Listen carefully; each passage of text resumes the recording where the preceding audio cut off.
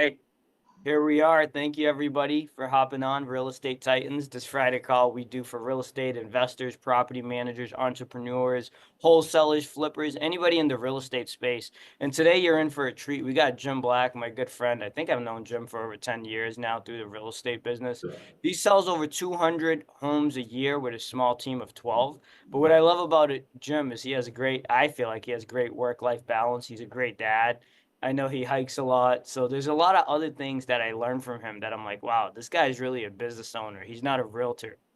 If you don't know this, Jim has a massive property management business, a mortgage company, owns about 32 units, and does not sleep. And I know he does a bunch of other things. So today you're going to learn about work-life balance and really how to build a business that's worth having, right? Because this guy even has time to talk to us with all those businesses. I have one kid and one business, and I don't even have time for anything. So we're going to learn today how you do it. All right, Jim, welcome to the call. Well, I appreciate it, man, and I think I learned years ago that if you don't have any time, you haven't really built any wealth. Yes, that's me. I'm in that category. So, is there anything I missed about you in terms of all the things that you're doing or all the businesses that you own, I should say? Um, Not really. I mean, the mortgage, property management, real estate sales. We flip a couple homes a year. It's a lot of it's just the stuff we stumble across throughout the year. So we're hard to say active. Like it's a lot of it's people coming to us and saying, "Hey, will you buy our house?"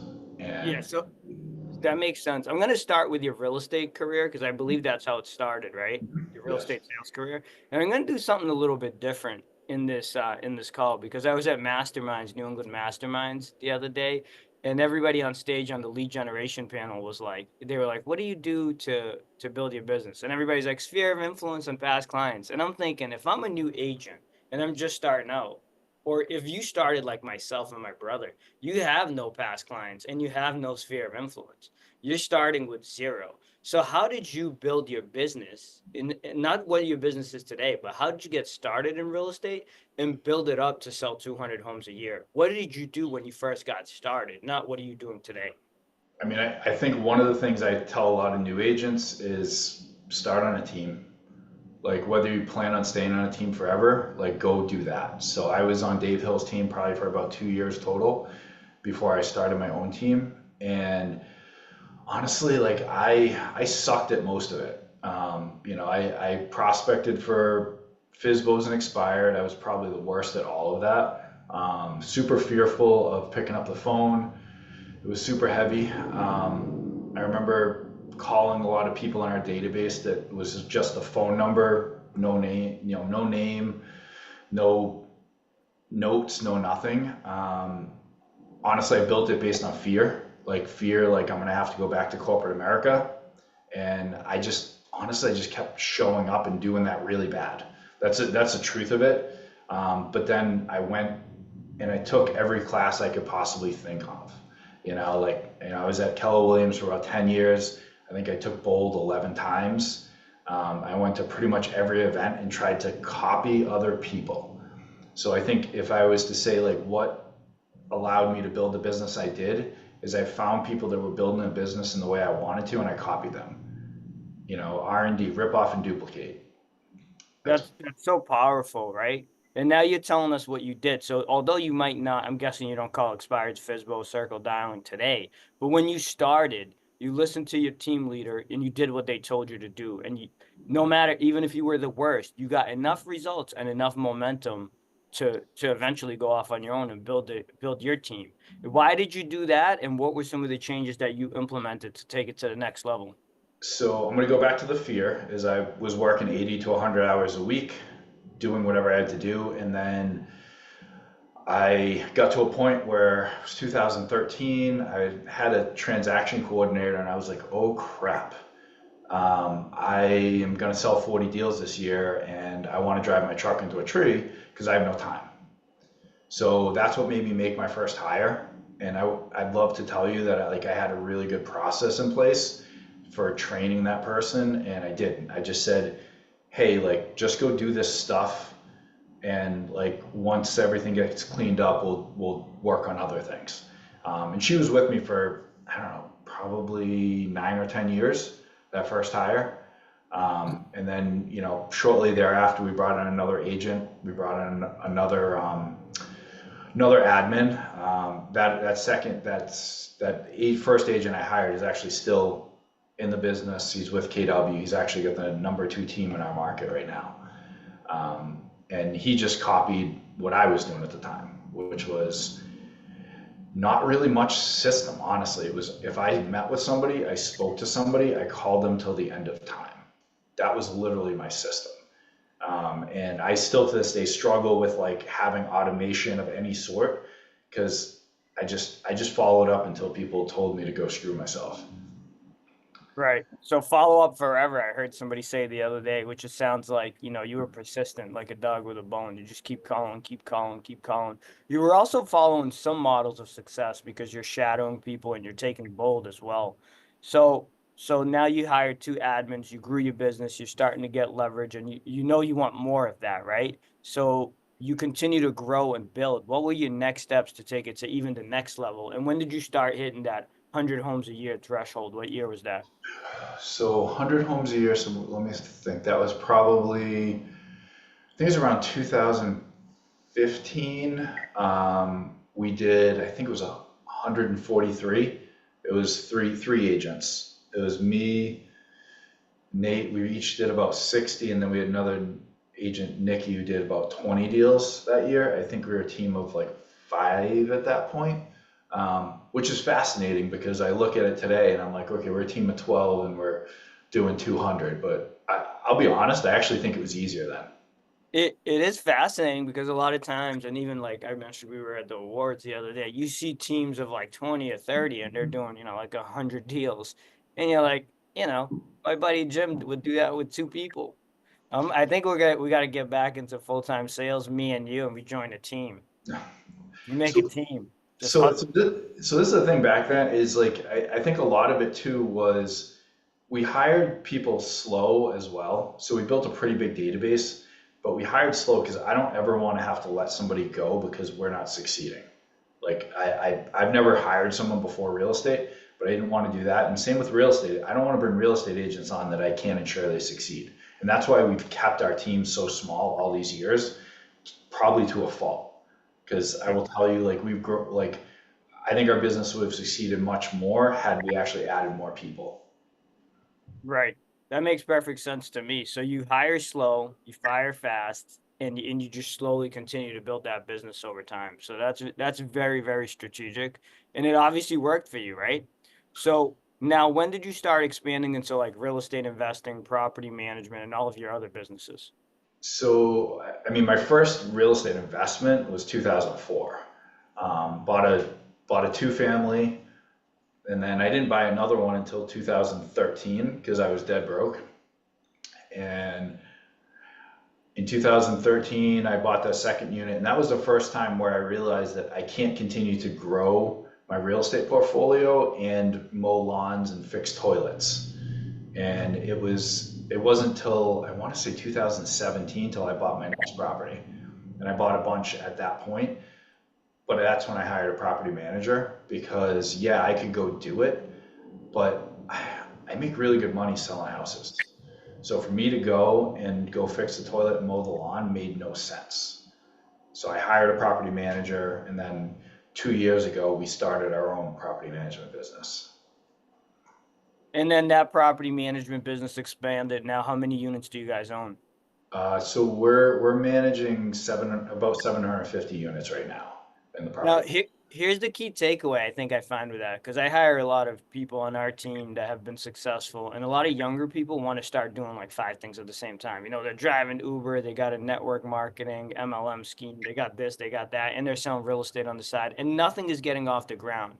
But Yep. for you, you have three, four, five businesses, and they're all flourishing, right? 800 units is no joke, or whatever that number was. So you're not actually running those businesses, are you? So I think the biggest thing that I learned back, I don't know, 2013, 14 was I can only have one job. And that, if there was anything that you got from this call, you can only have one job. And that's what I see. I see multiple real estate agents like, I'm gonna go get my mortgage license. I'm gonna go sell houses, I'm going to manage properties, and I couldn't. So I tried to launch property management for a couple of years, but I didn't have a who. I needed a who. And so I partnered with two of my friends, one to run the property management and one to be our maintenance manager, because we have a full in-house maintenance team. Had we not had the three of us, the business would not have done what it did. In the mortgage, I partnered with a mortgage JV and did it that way because I don't know mortgage. I have no business starting a mortgage company. So for me, that was probably the biggest lesson that I had learned was I can't have more than one job. And my job was selling houses because, I mean, a real estate sales business is worthless. Um, we could argue about that, but I believe most of us cannot sell our business, but it makes a ton of cash. So it's a great, if you don't start on day one trying to live off of 50% of what you make and investing the rest, you're going to be selling houses till you're 92 years old. And I don't want to do that. That makes a lot of sense. So I love that. I agree with like almost everything you said. Leo asked, was there a moment when you decided to move from the wrong hire, leaving a hole in the process in search of the next possible right fit? And how did you do that? Let me see that. What was that again? So was there ever a moment when you decided to move from a wrong hire? Basically, he's asking if you fired somebody before you replaced them, leaving a hole in the process, and how did you deal with that? Did I get that question right, Leo? You could hop on and articulate it better. So, I mean, I'll be honest, like one of my other faults is I don't like to let people go. Like I will hang on to those people because I like them and they're my friends now, and to a fault. Um, I would say we've done it a little bit in our mortgage business where we've had some bad fits and we had to say, okay, it's okay to not have a person. And we will figure it out and we'll fill the gap as we need. We just had to do that in our property management business. Somebody who just stopped showing up and we had to start outsourcing some of the jobs because we couldn't keep it. So I'm getting better at it, but I'm definitely not the person to ask that advice because I guess what I've done is I'm slowly transitioning that decision making to another person in my world who is able to do that better than me. Because I will hang on to someone because I know they have hope that they'll do something better. I'm just like you. I have all the same issues. So this is great. Despite all of that, you were still able to build a massive business and continue to expand. My follow-up question to what you said before about having the one job. What is your one job today? Like, what is your key role that you're doing every day? So one thing I've found recently is I, at this point, I feel like I can't have a job because that one job was taking 50 hours a week. And then if I add like CEOing other businesses in, I'm back to 80 hours a week. And so for me right now, my one job in the real estate sales business well, I guess it's CEO and then it's um, bringing business in. And I guess I do like a little bit of what you would consider an ISA doing because we used to have inside sales agents and we had got rid of that division. So some of the leads come through me. So I do a little bit of controlling, where those leads go and stuff like that. But that's actually getting passed off too. So right now I'm doing some of those jobs, but some of them are actually somebody else's job. I have control issues too. So it sounds like, it just sounds like sometimes you got to step back in and handle business. But in terms of all your other businesses, how are you involved in those and what's your role in the other businesses that you're doing? So And also, not to cut you off, but along with that question, how many hours a week are you working total? so so the mortgage, it's not a ton. It's more of my goal is to feed the mortgage business a little bit. Um, and that's really it for the most part. And then having conversations about the financials with my partners on it, and then because the people I've JV'd with, they're handling all the trainings of the mortgage person and handling all that side of it, but also giving feedback because I'm boots on the ground seeing that. Property management, I usually spend a few hours a week on that. We'll do a meeting once a week with my leadership there. We'll talk what's going on. If there's any big decisions, financial stuff, I'm going to be involved in that. The real estate sales business, I'm typically in the office 4 days a week right now. So I will go in usually around 7:30, 8 o'clock, and I'm here till like 2 or so. And then I go pick up my kid. Fridays, I'm doing this right now, but Fridays are kind of my flex day where I'll do some of the property management, some of the other stuff. Not doing a ton of working on the weekend because I'm not working with buyers and sellers. This weekend I am going to go with one of my agents to an appointment on Sunday. But I don't leave like that. That's as far as I go with the clients. I actually enjoy going on that listing appointment and the buyer appointment. So it's like a piece of it that like I almost need like that little taste of it, but I don't want to go run a transaction beginning to end. That does not sound interesting to me at all. Yeah, so I got a tough question for you because I know I've hiked with you and we've talked business and you have some great insights. I learned a lot from you, Yep. just how humble you are in general and just your mindset about loss. And that's my question to you, right? I know you from David Hill, whose team you started on. And then Mhm. that guy produced a lot of mega agents, people who are still in the business today at a high level producing. Yep. Like mentally, I think that must hurt. And I've had agents that made over six figures on my team and have left. And that happens all the time. It's almost sometimes becomes a revolving door when you're growing people, making them successful, and eventually they leave. I know Nate on your team, like you said, he's Yep. like the number two team in all of Keller Williams. That's technically started from the Jim Black group, right? So, how do you think about loss mentally? How do you deal with that? And how do you continue to grow the team knowing that eventually people might lose or might leave you, right? I guess in essence is the question. Yeah, I mean, I think if you pour enough into people, you don't, I haven't had that much loss of people that were good fits. Like Nate, I would consider somebody who was a loss, and honestly, the reason he left is because I hadn't grown enough to find a way to have somebody that successful in my world. That was the issue. And there's other people that a lot of the other people I don't know that they were necessarily a long-term fit for it.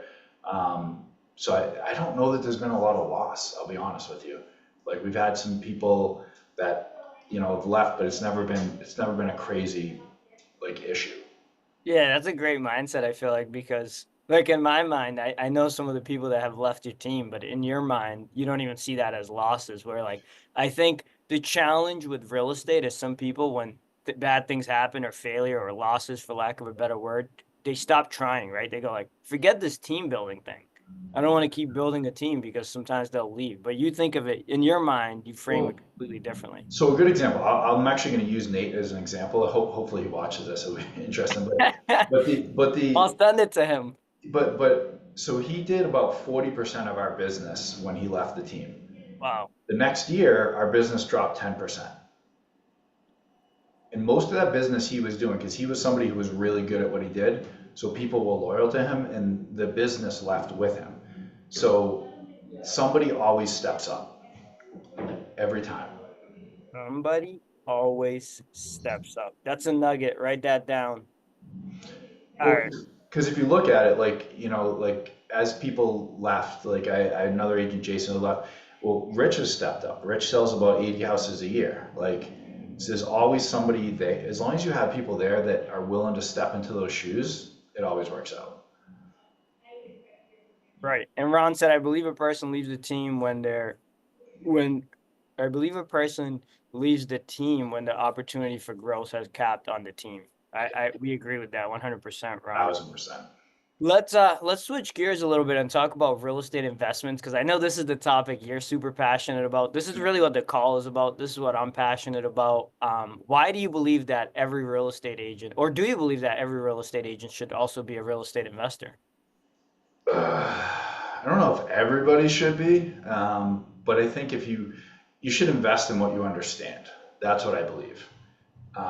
So if you understand real estate, you're an idiot not to invest in it, I guess is my thought, because the opportunities show up. I mean, most of my real estate investments have been situations where a lot of it was helping people out of a tough situation. Like not going and doing shady stuff and trying to screw people, But like going in like somebody's 2 days from foreclosure and you go ahead and you buy the property so they don't get foreclosed on. Or, you got somebody who needs to do a 1031 exchange on a property and they really need to get this thing sold and, you have a backup offer for them for the property. Or, I had one where I had a friend reach out and they wanted somebody they trusted that they could sell or finance a deal to because they didn't want it, they needed to make sure that they actually got the money every month. So I think if you're not willing to do it, like I don't go out there and start knocking on doors trying to buy properties, but we do advertise that we will buy their property and I will offer on every property somebody wants me to offer on. And then Wow. they want. That's a great insight. I actually heard that the other day at another seminar I went to, and the guy said, like, basically every property that wants an offer or a cash offer, for lack of a better word, you can offer on, right? Because if that's what you want, there's always that option. And I believe 20% of the market, people get cash offers. So that's what they're looking to do. What did you say? I love what you said earlier, but I didn't get a chance to write it down. What did you say? If you invest in what you understand, and if you don't, you're an idiot or something like that? Yeah, well, if you understand real estate and you don't invest in it, you're an idiot. And the thing is, it has to make sense though. So like, I mean, if I look at our current real estate market here and the stuff locally, most of I offer on stuff all the time. I will tell you, I'm not offering market value on anything right now because it doesn't cash flow. And if I don't make money, I don't buy it. That's a stupid idea too. You might not buy it, but you're still making offers all the time on deals that you're not getting. And I think that's a huge insight what most people don't realize. Like David and I looked at literally, we worked for an investor who had a portfolio of 300 units. We Yep. sold 10 million worth of real estate in him.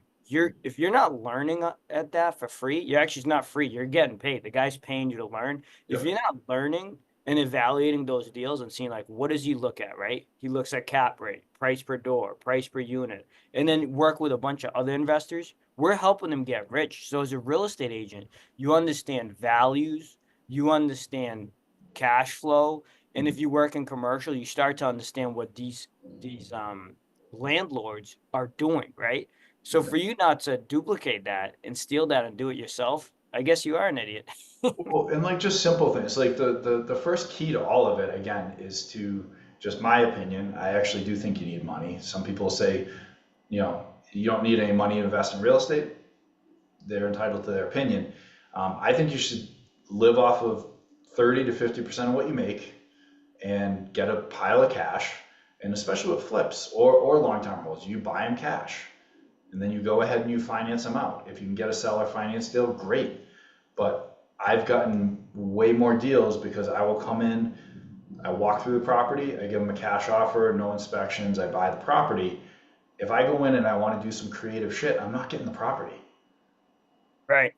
And David and I just lost one. We tried to do seller financing and we could have came up 70 grand and just bought it. And we're like, wow, that was a mistake. But all of the buildings we bought, we used this formula, right? We don't have any partners. It's just us. We buy 20% off and put 20% down. So instantly we're getting into a property with 40% equity.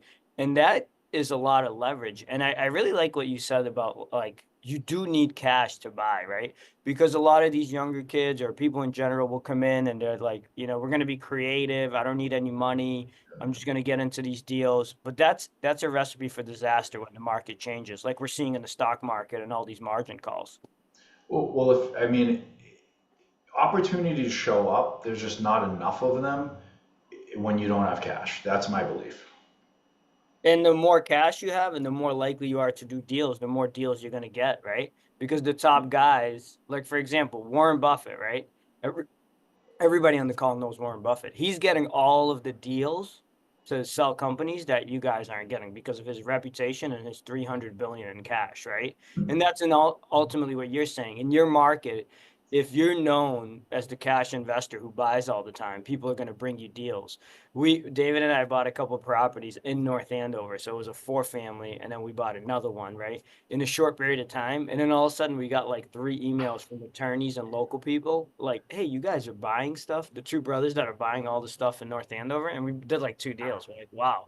So I can imagine if you're doing deals all the time and you have cash on hand and you get a reputation for being honest and fair and doing these transactions, people are going to bring you deals for sure.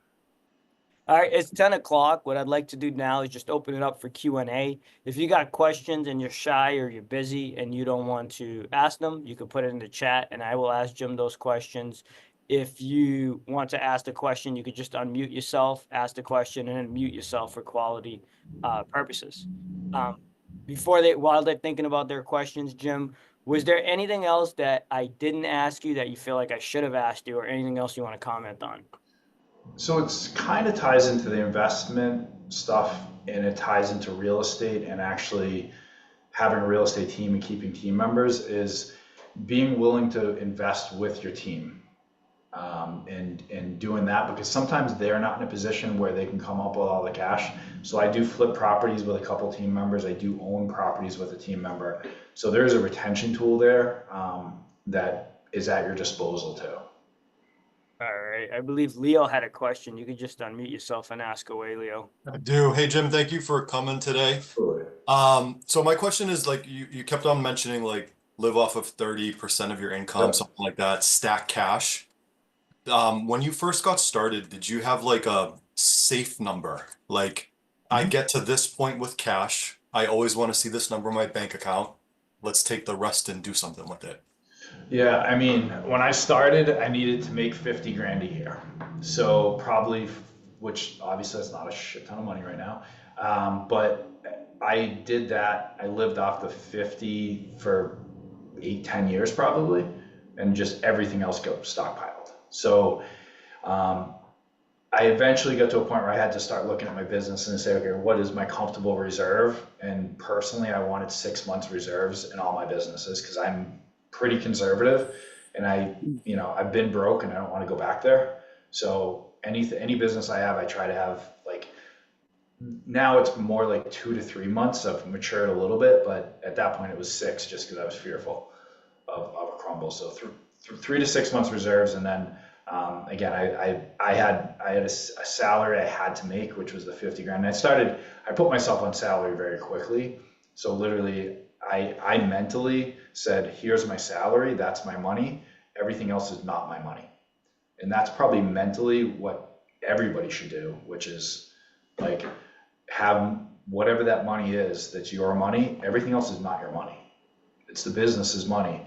And you get to play the game of Monopoly. You get to play the game of, cash flow quadrant, just like it's fake money. And you make better decisions that way. Absolutely.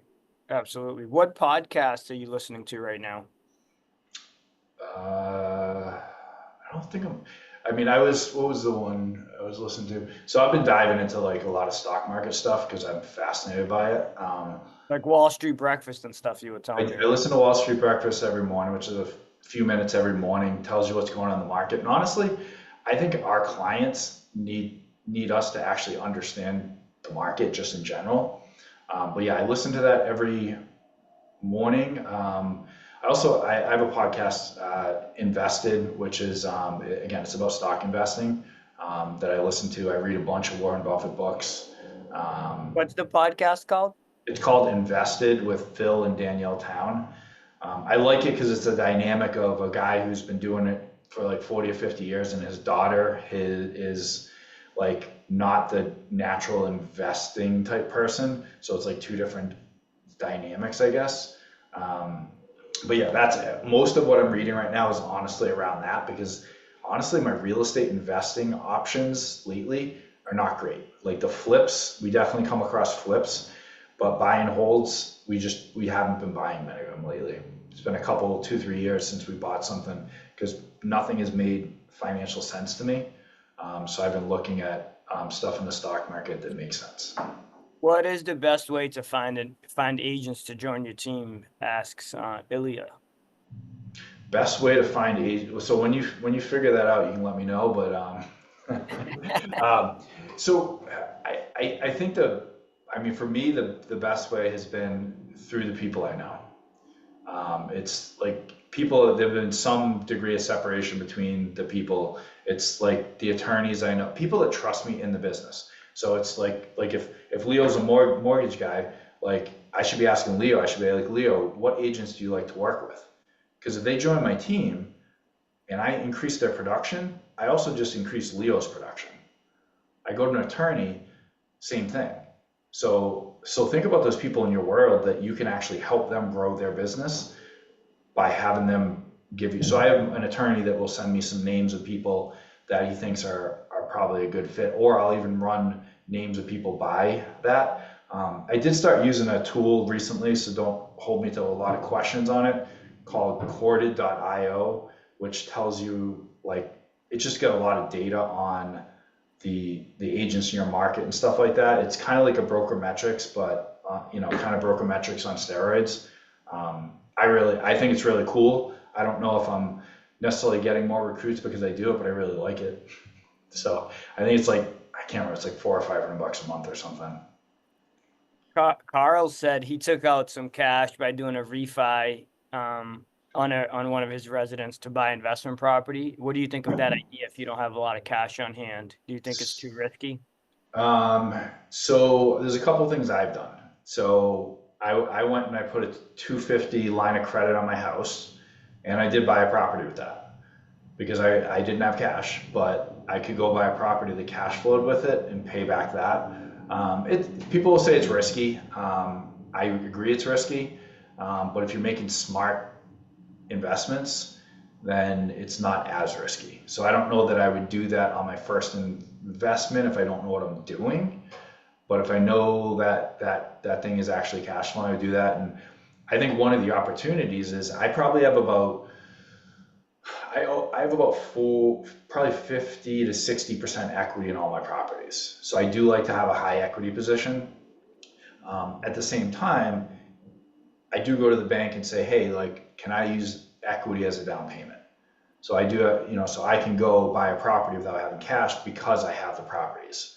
So, which obviously you have to do that over time and have the market value go up and have everything pay down. But I do think those are opportunities. We don't have to come up with $1 million every month and just keep buying properties. Like there's ways by using the equity in the properties to do that. Or again, using cash once and then refinancing out and getting more.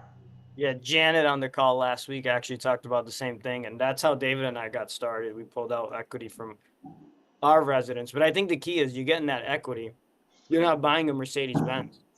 You're buying an asset that Yeah. can not only make you money, but also pay off that equity line. And then you pay that off as quickly as possible, and then you could do that again and again and again. Yeah, and that's what I did. I did a line of credit. So yes, it's a little bit higher of a rate, but at least I'm not like paying on it unless I actually bought something. And then I go to the bank and I refinance it out and they pay off the line of credit. And now I have a line of credit of 250 to go buy something else. What's your best book for running a business, and what's your best book recommendation for real estate investing? Best book investment for real estate investing. That's a good question. I mean, I think the problem is a lot of the books like have some good stuff and then they have some stuff I don't agree with. Like, I mean, I was definitely like a Dave Ramsey follower, except for the fact that he thinks you should pay cash for everything, like every investment property. I don't necessarily agree with that. I do like Rich Dad Poor Dad, but I also think that that's almost too aggressive. So Like, you're in the middle. I would say I'm somewhere in the middle where I don't carry, and I think that's a good point too, is I don't carry personal debt at all, like except for my house. I have a mortgage on my house, I have a mortgage on property. So only things I carry debt on are things that are actually produced in cash, where I'm making more money than I have debt. If you have debt, you need to pay off that debt before you start thinking about anything.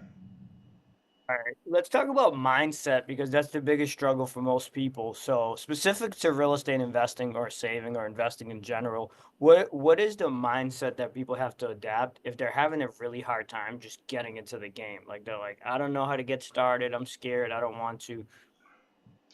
So I think for me is I had to surround myself with people that have been doing it for a while and they had to share with me like their failures that turned into success.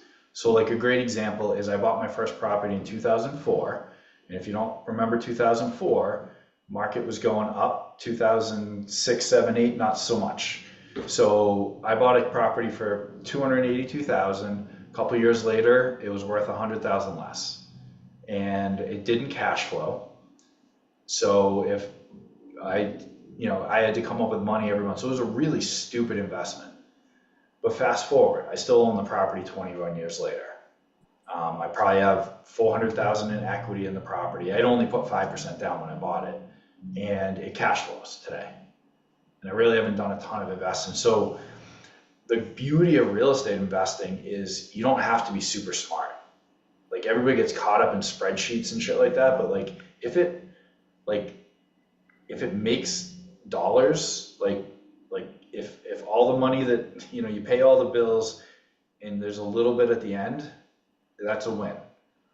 Like I have a spreadsheet I use, has pretty much everything in it, but my thought process is if that number at the bottom is positive, I buy it. And that includes, all the reserves for maintenance, for capital improvements, for property management, all that stuff's in there. But if it cash flows at the bottom, buy it. So I think for most people, they get caught up in the numbers so much that if you talk to people who've been doing this a while, most of them, like my buddy talks about caveman math. It's not super complicated at all. Back of the napkin math, right? Correct. Like especially like the young kids, I'll see it like they get so caught up in it. But also people get caught up in just buying and buying and buying. And I think a lot of people are going to crumble like in the near future with some And of that's when you the. come in and buy everything up.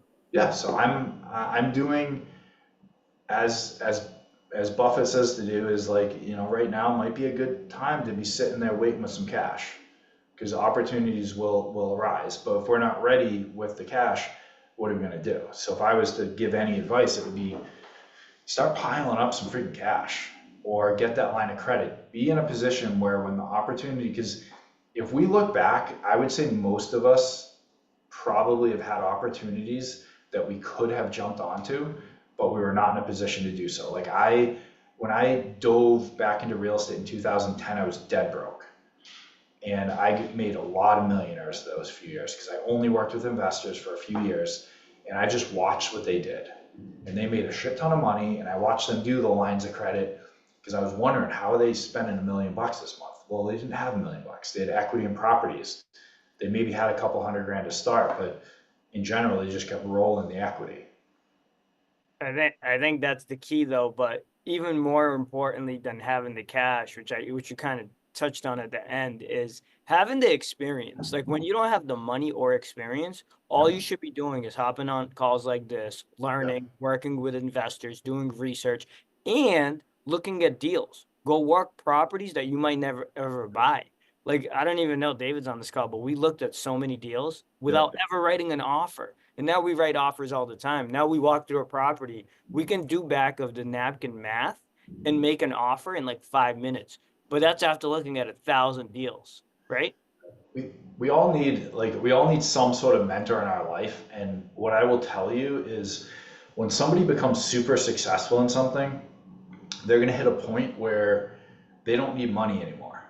And they get a ton of value from showing others how to do what they did. So there's probably people around you that are willing to literally give it. Like I have a friend who does that. Like I couldn't grasp what he was doing, and then I realized like that was fulfilling to him. He makes no money in it, but he loves the idea of watching somebody else start out, which I do as well. Like having that. Like if I have like a 25-year-old kid come to me and be like, hey, like I want to get into real estate investing, I will sit down with them and have coffee and just tell them the good, the bad, the ugly. Yeah. That's great. That's kind of the goal of this group, Real Estate Titans, to give you guys opportunities to all these great investors. And I know personally because I went to the gym with somebody on the call yesterday, and there's deals happening within the group. So you're meeting connections, you're meeting money guys, you're meeting investors. So that's the goal, to grow, help, and give back. And I will tell you a quick story because what you said was so powerful. The year that David's and I's business grew the most, we were like, hey, we're going to shadow one mega agent a month and go to their office, sit, have lunch with them, and do a recording, a podcast. You remember this. It's actually Yep, recorded. We did it with you, yep. David Hill, anybody who was selling way more homes than us, right? 100 homes or more. So we did that for a whole year, and our business grew the most. But what was shocking is like almost like 1 out of 10 people said no. When you message them on Facebook or cold call them, mostly everybody was so excited to share and give back Yep. and asked for nothing in return. I'm like, hey, I'll buy you lunch. They're like, no, dude, you're eating with my team. Don't worry about it. And they were just so happy to share and literally gave you the whole playbook. They told you everything, you know. I messaged on Facebook an agent that was selling 500 homes a year. And he literally messaged me back in like 5 minutes. He's like, what are you talking about? Yeah, dude, come on down. And you were super gracious, and everybody else, I would say, like, reach out, and if it doesn't work out, reach out again and again and again, because the only way you're going to grow is if you get people in your world that are doing it at a high level, which is what we have here. Any last words of wisdom as we wrap up and stop the recording? Anything else you want to, on the podcast? I think you just actually dove into it, which is just, you know, put the money away, study what you're trying to invest in, make sure you understand that investment, but have somebody in your corner that knows what they're doing if you don't know what you're doing, so you can go down that path. And one little thing that I've seen other people do, and this is just a little hack there, is if you come across an incredible opportunity, you may be able to go, like if somebody came to me with a really incredible opportunity and didn't have cash, I would probably give them some equity in that because of that. So that is an opportunity just to think of, is like if you're running into something, you're like, this is a deal of a lifetime and I have no way to do this deal. You can probably, because I did that with a partner of mine once where it was just an incredible deal. And I'm like, yeah, here's some equity in it. And I'm so grateful I did it. And he's obviously grateful he did it as well. Right. That's awesome. Thanks for hopping on the call, everybody. If you like what you heard today, share it. Invite somebody else to come on next week. We do this every Friday, 9:30 a.m. And thanks to all the people that have been coming on for a couple weeks. We appreciate you. This will be a recording and it will be a podcast. I'll email it out to everybody. Awesome. Thank you, guys.